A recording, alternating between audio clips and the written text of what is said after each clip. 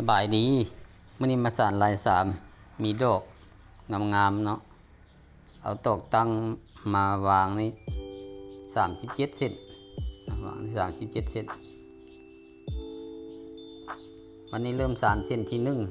1ข้าม3ยก3ข้าม3ยก3มาฮอดเครื่องกลางนั้นแม่นเฮาข้าม1เนาะข้าม1แล้วจังได้ยก3แล้วก็ข้าม3ยก3ไปเลยจนสุดท้าย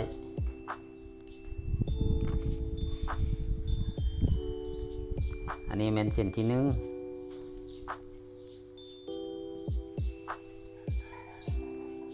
มันนี้เส้นที่2ข้าม2ยก3ข้าม3ยก3ไปเลยเริ่มแรกเราก็ข้าม2เนาะข้าม2เส้นแล้วก็มายก3หลังจากยก3แล้วก็ข้าม3ยก3ไปเลยจนสุดท้าย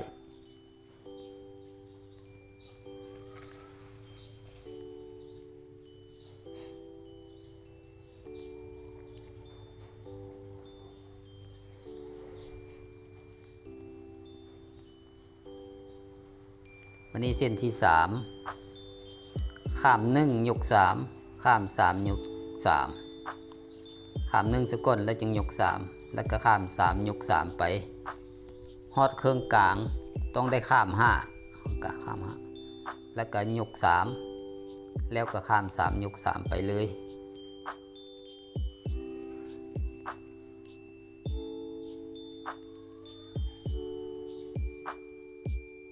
เฮาอยากสานแต่ซ้ายไปขวาหรือแต่ขวาไปซ้ายก็ได้เด้อคือกันคันเฮาตั้งเบื้องใดก็ตั้งเบื้องนั้นไปเลยบัดนี้เส้นที่4ยก3ข้าม3ยก3ข้าม3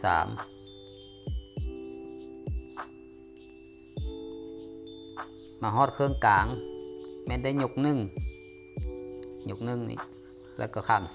3จากนั้นก็ยก3ข้าม3ไปเลย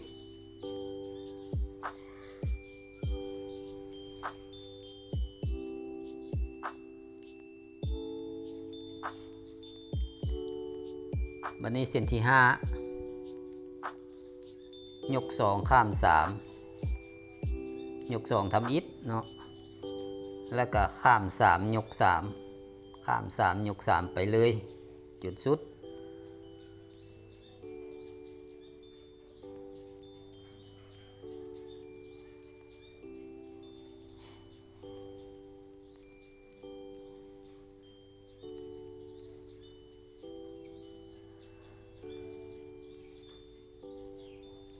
วันนี้เส้นที่6ยก1ข้าม3ยก3ข้าม3ฮอดเครื่องกลางต้องได้ยก5ข้าม3แล้วก็ยก3ข้าม3ต่อไป3ข้าม3ต่อไปจนสุด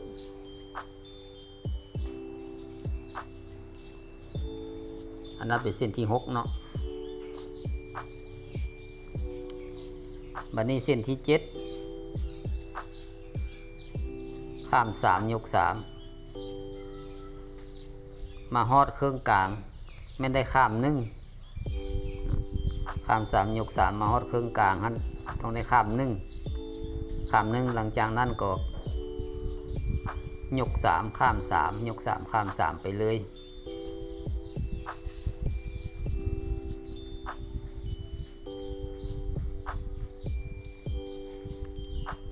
เส้นที่8นี่แม่นข้าม2ยก3ข้าม2ซะก่อนแล้วจึงยก3บัดแล้วก็ข้าม3ยก3ไปเลยจุดสุด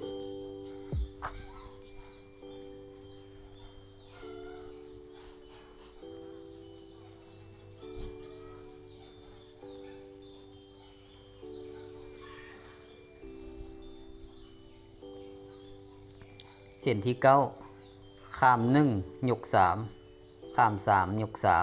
3ข้าม1ก่อนแล้วจะยก3ข้าม3ยก3มาฮอดเครื่องกลางต้องได้ข้าม5ข้าม5ยก3ข้าม3ยก3ไปเลย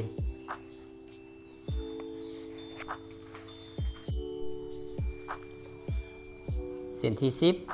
10ยก3ข้าม3ยก3ข้าม3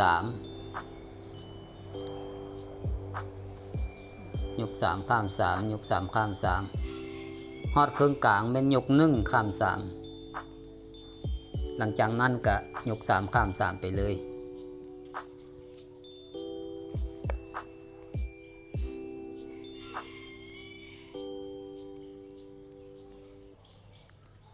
วันนี้เส้นที่11เส้นที่11นี่แม่นยก2ข้าม3แล้วก็ยก3ข้าม3ไปเลย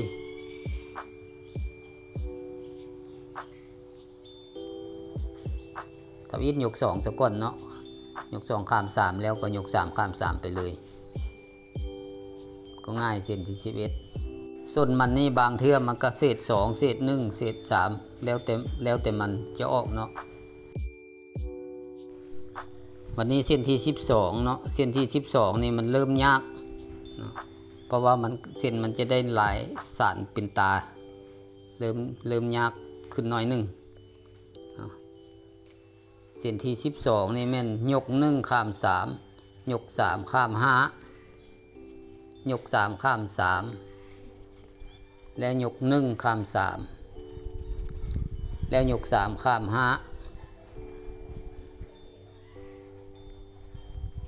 แล้วยก3ข้าม3สุดท้ายยก1อันนี้มันเส้นที่12วันนี้เส้นที่13เส้นที่13นี่แม่นข้าม3ยก3ข้าม3ยก1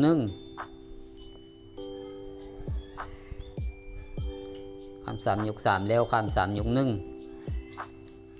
ต่อไปก็ข้าม3ยก3ข้าม3ยก3ข้าม3ยก1แล้วก็ข้าม3ยก3ฮอดเครื่องกลางข้าม5ยก3หลังจากนั้นก็ข้าม3ยก1และข้าม3ยก3สุดท้ายยก3ข้าม3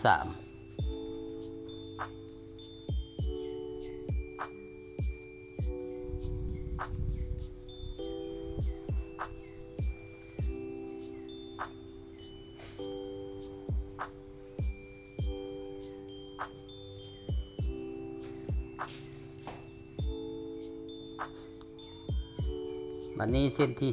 14เส้นที่14นี่แม่นข้าม2ยก3ข้าม3ยก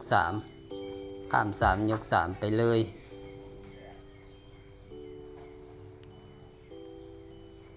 เส้นที่14เริ่มต้นกับแม่นข้าม2ก่อนแล้วมายก3แล้วก็มาข้าม3ยก3ไปเลย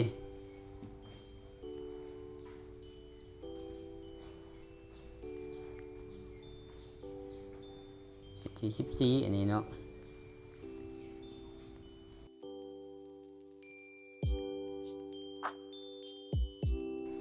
บัดนี้เส้นที่15เส้นที่15นี่มันข้าม1ยก3ข้าม3ยก5ข้าม3ยก3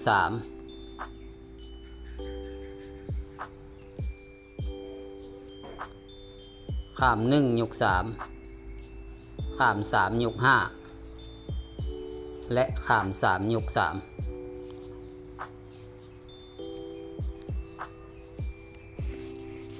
เส้นที่16เส้นที่16แม่นยก3ข้าม3ยก3ข้าม1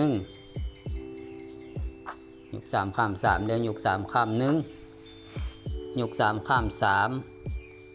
ฮอดเครื่องกลางก็ยก2ข้าม1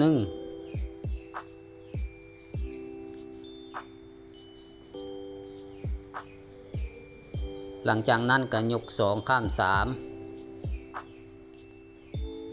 และยก3ข้าม1สุดท้ายยก3ข้าม3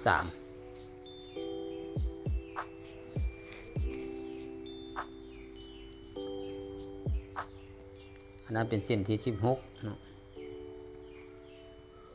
วันนี้เส้นที่17เส้นที่17ยก2ข้าม3 ยก3ข้าม3ยก3ข้าม3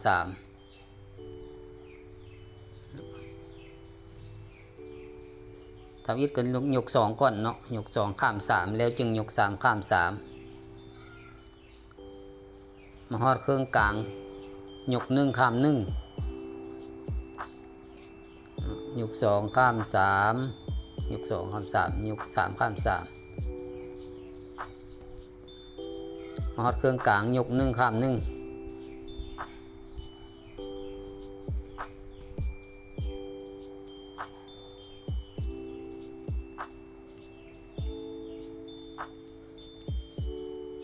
ฮอดเครื่องกลางยก1ข้าม1แล้วก็ยก1ข้าม3ยก3ข้าม3ยก3ข้าม3ต่อไป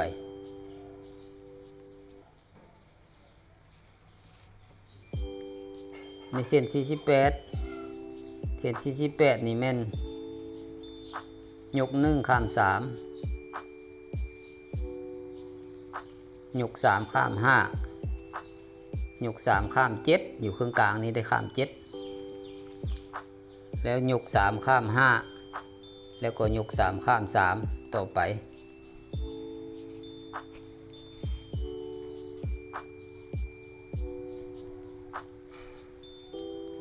อันนี้เส้นที่19ยก3ข้าม3ยก3ข้ามบ่แม่นข้าม3ยก3เส้นที่19นี่ข้าม3ซะก่อนเนาะข้าม3ยก3ข้าม3ยก1ข้าม3ยก3ข้าม2ยก1ข้าม2ยก3ข้าม3ยก1แล้วก็ข้าม3ยก3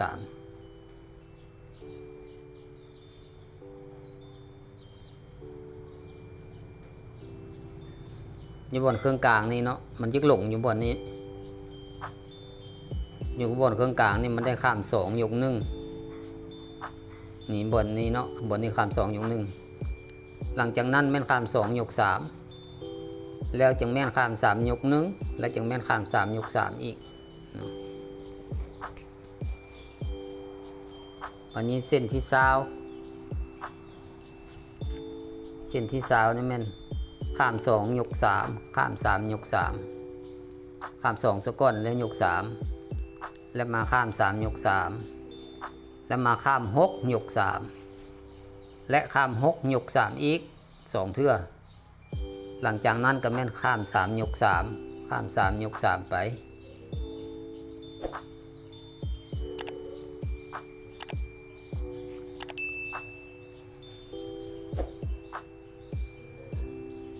เอานำเบิ่งเห็นว่าถูกต้องแล้วเนาะอันนี้เป็นเส้นที่20เป็นเส้นที่ใจกลางเนาะจุดใจกลางของมันเขาจะสานขึ้นไป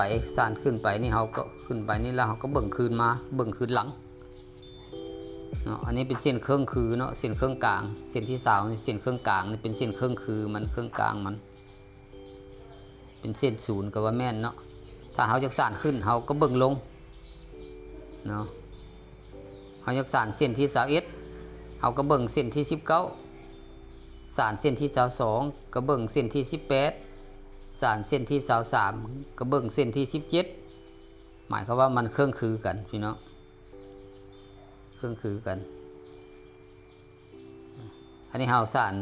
เส้นที่21นี่แม่นเฮาเบิ่งตามเส้นที่19เลยมันจะออกมาแบบนี้สานเส้นที่22เฮาก็มาเบิ่งเส้นที่18เบิ่งลงเนาะมาเฮาเบิ่งลงเส้นที่18นี่เฮาสานเส้นที่22เฮาเบิ่งเส้นที่18เส้นที่18นี่มันข้ามแนวใดมันยกแนวใดข้ามจากเส้นยกจากเส้นมันก็เบิ่งไปตามนั้นเลยหมายความว่ามันคือกัน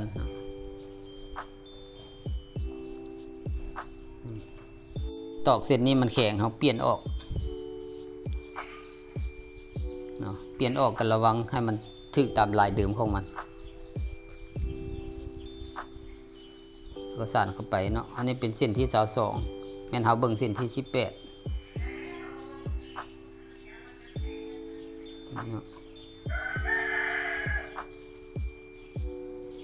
อันนี้เส้นที่23เอาเบิ่งเส้นที่17เนาะเส้นที่17เนี่ยมันข้ามในใดมันลอดในใดก็เอาไปตามนั้นเลย